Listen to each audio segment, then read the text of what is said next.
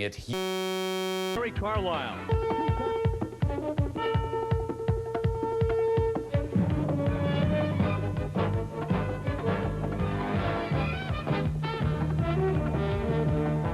Power Tracks presents the most powerful sport on earth, the Redman TNT All-American Pulling Series. Hello everyone, I'm Richard Leek, joined by Armstrong, and we are at the Daviess County Fairgrounds. It is an absolutely gorgeous day in Army. The stands are going to be full here at the Daviess County Fairgrounds. Well, the Daviess County Lions Club members are involved in this fairgrounds. It's a community project. It's an annual happening, and each year it gets bigger and better. People come from all over America to this fine community for all this action. And this afternoon, it is the super modified two-wheel drive competition. One of only 10 super events by TNT this year, and the top guns are here. All the big guns are here. If you're going to win the national championship and get in on some of that big red man money, you've got to be in Owensboro, Kentucky this week. And one of the top guns is the defending red man national driving champion. That is Ken Lamont, who joins Army Trackside. Standing with me right now, they're one of the drivers in the super modified two-wheel drive division, currently number 3 in the national points chase. Ken Lamont, you're halfway through, and it gets tougher every week we go out. What are you going to do to win this championship? Well, we just can't let we got to keep our ducks in a row. You can't let your guard down with these trucks. There's 22 vehicles in this class, and anybody out of 22 could win. This is when Red Men put up this money, this is the toughest group of trucks ever brought into one arena anywhere, and it's tough. You're going to see action. You're going to follow the TNT circuit. Can you win the national championship this year? It seems like there's almost a jinx from the people that win a championship, then they go into almost a sophomore slump. Is that going to be the case with you, or can you hold on and win it again? Well, I hope not. It seems like here lately I've been getting beat by the rookies, or so-called rookies.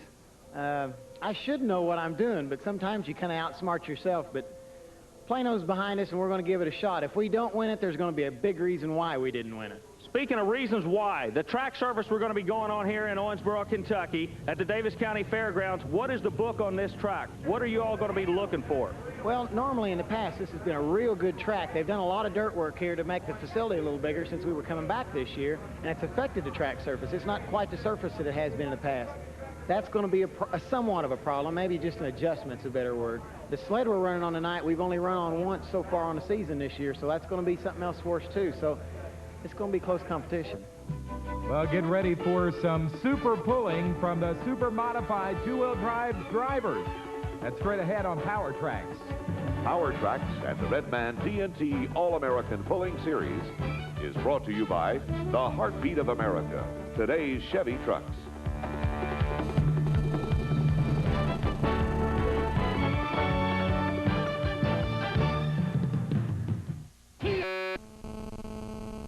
And welcome back to Owensboro, Kentucky for the Redman TNT All-American Pulling Series. Daviess County Fairgrounds and Army Armstrong, we have got quite a story tonight. We have got a pull-off on its way involving not just a couple of vehicles like normal, but unbelievably 9 trucks made full pulls the first time around, and they are in a pull-off. There you see them listed. Well, you know, the 9 that made the pull-off are real strong trucks, but one of the stories we're not going to see in the pull-off are 3 of the top drivers in the country will not be here. That's going to hurt them in a points chase. And you were talking about Jim Brockman, Pat Creels, and Mark Hare. They did not make this 9-truck pull-off field tonight, so they're going to drop in the national championship points race. Let's take you back, though, and show you why they did not get to the pull-off, as we're going to call it the way we did when they first came onto the track this afternoon. Well, like you say, this afternoon, a lot of people came out early for the event. Brockman goes to the sled. Now, you got to remember, in this sport, the luck of the draw is determined by drawing a pea out of a pod. Well, these guys drew early, and that definitely hurt them, Richard. This is a beautiful vehicle. Jim Brockman out of New Haven, Indiana. It's a 1941 Dodge running a 640 cubic inch Arius engine, a lot of smoke. The horsepower is there. Brockman misses the weight. You notice the front end skid on him went way up in the air. That's going to cost him on the end of the track. You got to go on the other side of 300 feet to make a pull-off. Not going to do it. 292.92 for Jim Brockman, all the way from New Haven, Indiana. At the moment, that is good enough to be in first place with that Kodiak Dodge. Jim Brockman goes out. It looked awfully good for you, but it did sky just a little bit off the starting line. Oh, yeah, we were real light there off the line. We thought possibly that's what it would take on this track. A little bit of a gamble. I noticed when you came to the end of the track, the first person to come over and talk to you is the man that's going to drive your other truck, that being Tim Engler. What would you tell him to do to that vehicle in order to get a better run out of it? Well, he's a lot later in the class, so really it's too early to tell anything for the other truck, because the track will change considerably between now and 14 positions later. It'll be a new ball game down on down the line. Well, our next puller to the line, a very familiar truck, but an unfamiliar driver behind the wheel. That is the little red truck, normally driven by Wayne Roush. This is Pat Friels behind the wheel.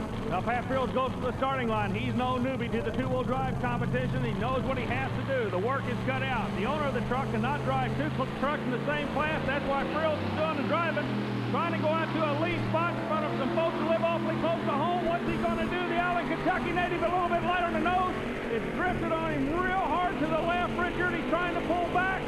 292, what's he turn? I get word of a 286. Yeah, he's going to be about 6 feet shy at a 286.22, but that's not a bad distance for Pat Friels. Kind of a unique situation for you, but this is really not new for you. You used to run your own vehicle in a two-wheel drive class. Yes, that's right, Army. We sold the two-wheeler we run last April. We're presently building a new one. I want to thank Wayne Roush for giving me the opportunity to run his this summer. It's going to mean a lot as far as experience to me when I get my new one done. The truck looks good. You're handling it awfully good. What about the track itself here in Daviess County, Kentucky? I think it's going to be a real good track tonight. So far, even myself have outguessed herself and been too light on the front. I think the guys watching will get the weight right, find the track on the spot. You'll see a couple out then, I believe.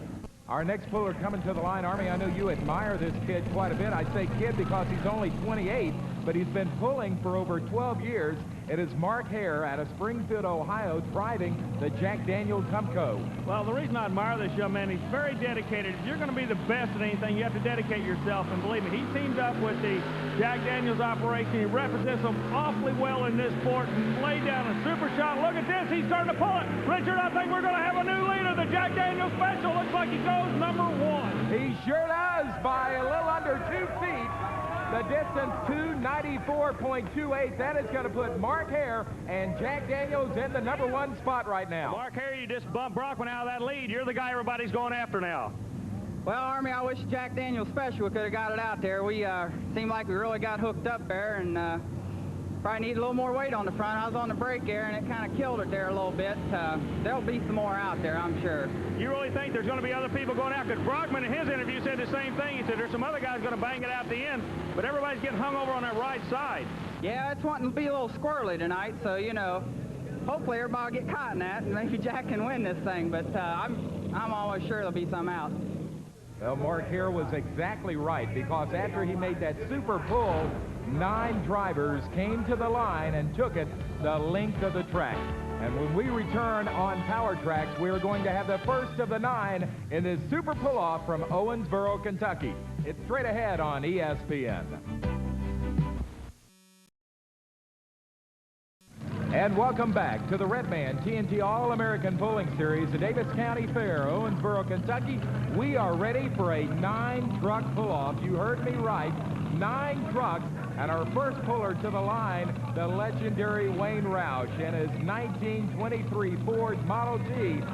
Wayne is going to set the lead distance here. He runs a Ford sheet metal on the truck. However, it is powered by Chrysler Hemi engines. Look at Roush, the determination on the face.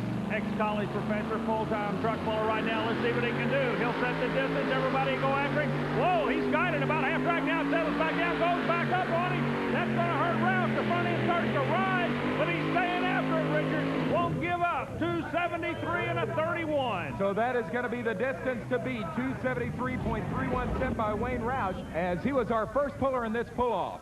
In pulling, when you get in a pull-off situation, you re-pull, you ought to full pull. That means the first man out is also the first man out in a pull-off. Wayne Roush, everybody watched you in the class runoff. They did the same thing you did. Now they're watching you in a pull-off. Can you hold on and win this thing? They are watching you like a hawk out there. Yeah, the yellow truck could have made a better pull. It was a smoother pull the first time. I wish we'd have moved a little weight forward, but, you know, that's hindsight. It wanted to go, but I had a little trouble controlling it.